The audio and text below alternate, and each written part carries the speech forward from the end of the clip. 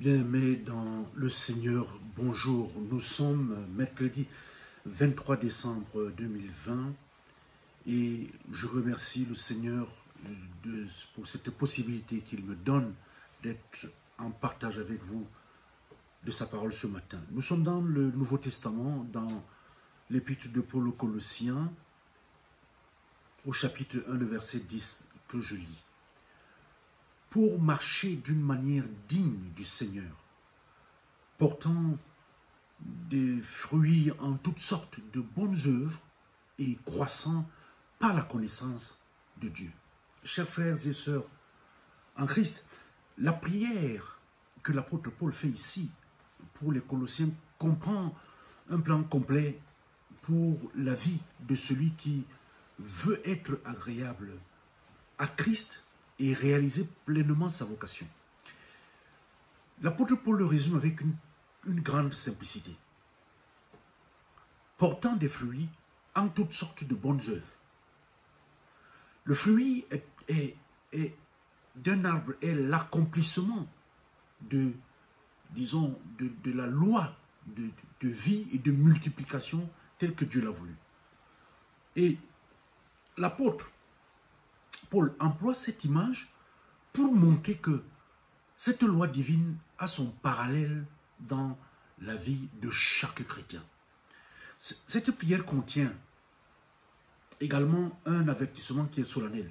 L'absence de fruits étant la preuve d'un état anormal. On ne peut pas être le fruit d'un arbre. C'est l'aboutissement. S'il n'y a pas de fruits, ça veut dire qu'il y a quelque chose qui ne marche pas bien. La faute n'est pas dans la sève. Ce n'est pas dans la sève nourricière, non. Mais la faute serait dans l'arbre lui-même. Il n'est pas naturel qu'un arbre ne porte pas de fruits, comme il n'est pas naturel qu'un être humain, un chrétien, ne porte pas de fruits de la foi.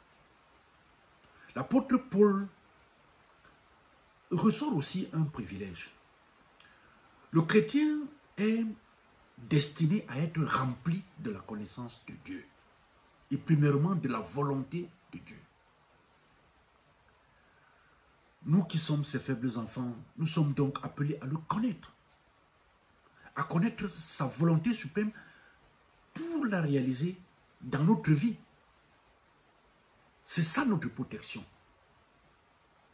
Ici, l'apôtre Paul fait une liaison de pensée. Le fruit que le Seigneur veut que nous portions est lui-même le fruit de notre connaissance de Dieu.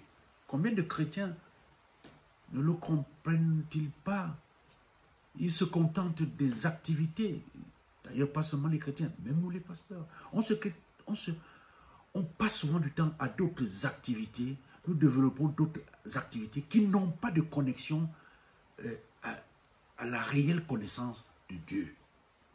Notre communion avec Dieu est la sève.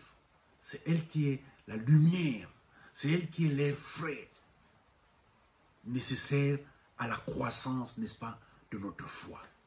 C'est seulement quand nos racines, les racines de notre foi, plongent dans ce terrain fertile qu'est la parole de Dieu, que nous sommes nourris et que nous sommes en capacité de secourir aussi d'autres frères et sœurs dans la foi qui sont encore peut-être dans une foi, une foi d'enfant.